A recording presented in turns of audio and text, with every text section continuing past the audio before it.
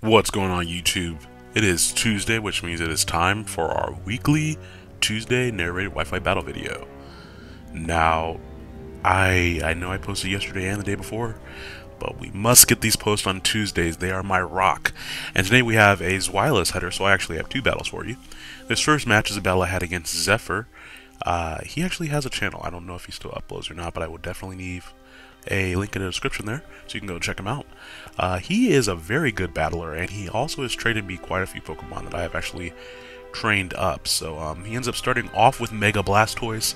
I start off with my lead Sash Mamoswine just to put some damage on whatever he brings out. Of course, I could also set up my entry hazards there if I felt like they were pertinent. He actually just Mega Evolves and goes straight for Scald. I didn't really want to stay in and just let my Mamoswine get knocked out when I could use the priority Ice Shard for later on.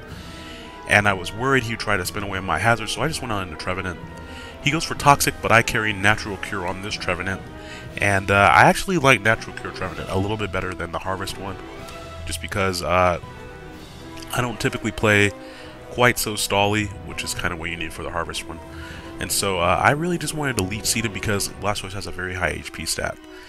And expecting a switch, I actually decided to switch at the same time he did because I didn't think he would want to stay in for a possible move. And as I switch, he goes for the Stone Edge on my Delphox, so he definitely predicted that coming in as, well, maybe that just would have been a good neutral coverage. He may have just predicted me to switch generally, as Stone Edge would have hit. It would have finished my Mamoswine, it would have hit Trevenant, and it was super effective against my Pokemon and the Pokemon that I had in, so he didn't really have any reason not to there. Now, I do see him using Stone Edge as a free opportunity to go onto my Zygarde. Of course, I was thinking he was Scarfed, so he was probably locked on Stone Edge, which Zygarde resists, which is a free coil opportunity. He brings in Klefki, and I love Zygarde as a check to Klefki because Klefki can't paralyze it, and Zygarde can still 2-hit KO with Earthquake even after a Reflect goes up. Foul Play can be a little bit annoying after because that, of course, will keep up with my attack boosts. But I've only seen one Klefki running Play Rough, which actually did a fair chunk after I used Coil. But that being said, I just am able to knock out Blastoise straight with an Earthquake, and the Heracross here is not able to do quite enough damage to put me in a range where I'm not going to feel comfortable coiling up again. So I get up another Coil. And now I definitely know I can finish off Talonflame with an extreme speed, just because I've taken out Talonflame with +1 before, so +2 is definitely going to be plenty of overkill right there. Aegislash comes in. The reason why I went for that second Coil was to ensure that I lived a Shadow Sneak from this thing. I've been in a couple of battles where I had at least 3 of my opponent's Pokemon knocked out, and they came back with an Aegislash and posed a lot of trouble for me, so I wanted to make sure I could live at least a Shadow Sneak, and we see there that basically did half of the HP that I had remaining. So that Coil definitely was needed to live that attack. Of course, with my Life Orb recoil, I'm still going to go down, but since the double downs are the best types of downs, I'm able to take the Aegislash with me. Now, I know my opponent's remaining Pokemon is Minccino, or Cinccino, excuse me, so I just wanted to put some damage on it, break a possible Sash, see what he was running, if he was running Life Orb, or if he didn't have an item, maybe King's Rock or Choice Band. I just need that information. I see the Life Orb, and so that means I need to burn this thing. I have a couple of Pokemon left, but Cinccino is very fast, and with Skill Link can actually do a fair bit of damage, as I have demonstrated in my previous battle, so I didn't really want to play around with this thing and try to hit it or anything like that. So I just wanted to come in and burn it, and since I think I had 2 Pokemon left, one being a physical wall, my Slurpuff, of course, I definitely knew after I burned it that that was the game, so I actually ended up running there. But that was still a pretty good match. I haven't been able to use the guard as much as I really want to. But I really enjoy using that Pokemon. He's definitely one of my favorites in 6th Gen. I need to do a top 10 Pokemon for 6th Gen. Anyways, though, the second head in today's doubleheader Zweilous battle, of course, is against Leo. I believe he challenged me on Twitter, I want to say. But we have a real nail-biter of a match here. This literally came down to the very, very last turn. I feel like I had a couple of misplays, but it was still a really good match, and we were using some unconventional sets. Now, he leads off with Scizor, which to me means that it's probably Bandit and is going to go for the U-turn.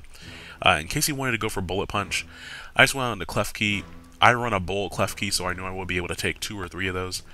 And that actually doesn't even do half with that Bullet Punch, so even if he's banded, I'm okay with that damage. Now he goes out into Fortress, and I was kind of annoyed that I clicked Thunder Wave so quickly, because now I just powered up the Gyro Ball that he probably has. Although Klefki isn't very fast, I don't really want to get hit by stab Gyro Balls. And I was expecting him to just use Gyro Ball, actually, so I went for Spikes. But he brings in Rotom, so I'm just going to go for some more Spikes, because if Fortress is his only spinner, I feel like I can take that thing out before it has an opportunity to spin, unless he brings it in right now, which he actually doesn't end up doing. I think he predicted me to switch, which is why he went for a Volt Switch. And he brings back out Scizor, and now I get an opportunity to paralyze it, which is important because I really, if I'm running my own priority, I want it to be faster than his priority. And then also just the chance of paralysis in general is useful for against priority users like Scizor. So now I get to bring back out my Noivern, and since I know that he's probably banded, I'm going to be able to scare him out with whatever move I want to go for. But since I predicted him to switch, I decided just go for a U-turn. This is a Scarf Noivern. No sense in firing off attacks when you know your opponent's going to switch, and you know whatever move you use is not going to KO their Rotom. So I'm going to go out into my Greninja right here, predicting my opponent to use an Electric-type move. Gonna go for Dark Pulse here. I have Grass Knot, but as we all know, Rotom being a Ghost type is fairly light. Either that or it possesses a very light washing machine, so it does not weigh that much, even in its wash form. So Dark Pulse is going to be a better move. Plus, I was fishing for the flinch, and I actually got it right there, but it didn't matter because if he had gone for the Thunderbolt, since he's running a more defensive build, probably would not have KO'd, especially since not super effective. And so I'm kind of just switching between my types here to kind of just keep him off of what type I'm going to be when he gets to switch out. He does not get flinched that time, which is fine. You know, you can't expect to flinch every single time. And the first flinch didn't really matter as it was, so I got a little bit of extra damage on him, but he can basically protect to get that HP back. He does get one of my faster Pokemon paralyzed, though, which is a little bit annoying.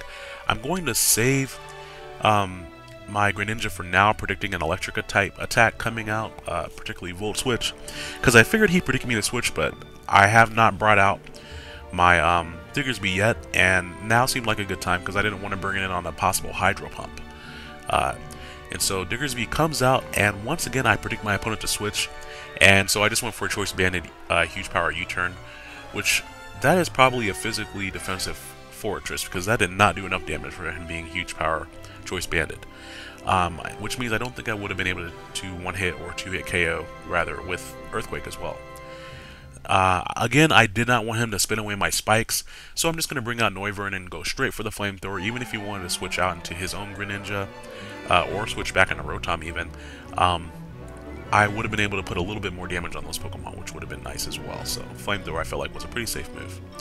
Now, predicting Ice Beam from him, I go onto my Greninja hoping to be able to take the Ice Beam, and then hoping that he doesn't have a move to hit a Water or a Dark type with. But unfortunately he has U-turn, so he's running a mixed Greninja.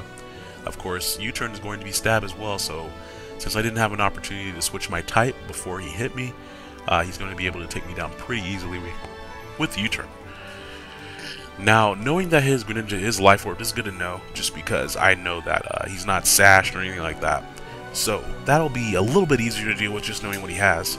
Scizor comes back out from the U-turn that my opponent used, and so I'm just going to go out into my own Diggersby to hit him with a really powerful attack. He gets paralyzed, but I missed my Stone Edge, so no harm, no foul right there. And I get hit with a really strong bullet punch. That is definitely banded, seeing that damage. But I am definitely banded as well, as my Stone Edge takes out Caesar. So he brings out me and Shao at this point, and I knew that he had Life Orb on his Greninja, so I wasn't really sure what to expect from me and Shao. I was thinking that it was Scarf, but I needed to check for Fake Out and things like that, so I just went onto my physical wall, Avalugg, and he goes for Drain Punch. And this really threw me off because he was going for Drain Punch, he continues to go for Drain Punch for a couple of turns here, and it made me think that he was Scarfed, but that he was not running High Jump Kick. So he actually turns out that he is running both Drain Punch and High Jump Kick. So if I had realized that, I definitely would have just gone straight for Avalanche instead of trying to Toxic him. Because as we can see, the damage from Drain Punch, I feel like it's increasing, so maybe you got minimum, medium, and then max damage. Because it should not have been it looked like it was going to be like a 4-hit KO after Leftovers. But after that third one right there, it's like, whoa, I'm really close to dying. So I went for the recover there, fortunately, just to get my HP back up, and then if I get a chance to go for another one, I can be at sturdy range. But if I had known he had the High Jump Kick, I would have attacked him. Avalanche, although I don't have any attack investment, becomes a very powerful move if it moves last, and of course me and Shao is not really known for its defenses there. Now I go for Avalanche on this turn. It doesn't do anything to Rotom because that's a defensive build Rotom. I think his Leftovers probably healed more than I did, which sucks. If I really should have gone for that recover right there. But that's okay though. I will be able to switch out here, expecting probably the Hydro Pump, maybe another Thunder Wave.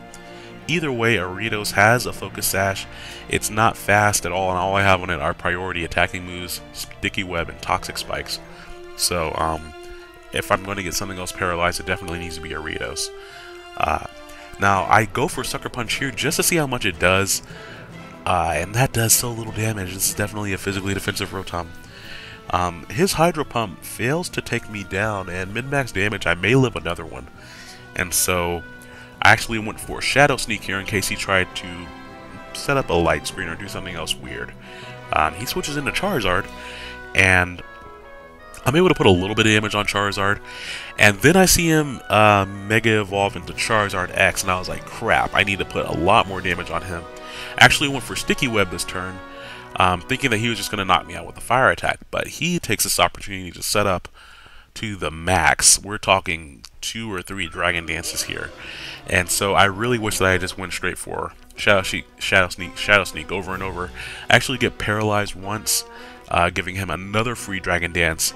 I wanted to put him in the range where Diggersby could easily KO with a quick attack, and I get paralyzed a second time, and it's like, no, he's going to sweep me now, and there's not much I can do about it, as I don't really have anything that much faster than a Charizard.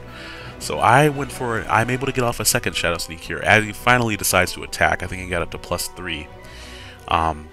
And I did not know if Diggersby could KO it at that range, because of course Charizard does get slightly, or actually significantly more bulky when he Mega Evolves, and I'm able to take it down with the critical hit. I think that I would have been very close to taking it down, or at the very least, had I not been paralyzed when I was getting trying to attack with those Shadow Sneaks, he would have been in a much closer range to be taken down. So I'm interested if you guys think that that crit mattered there.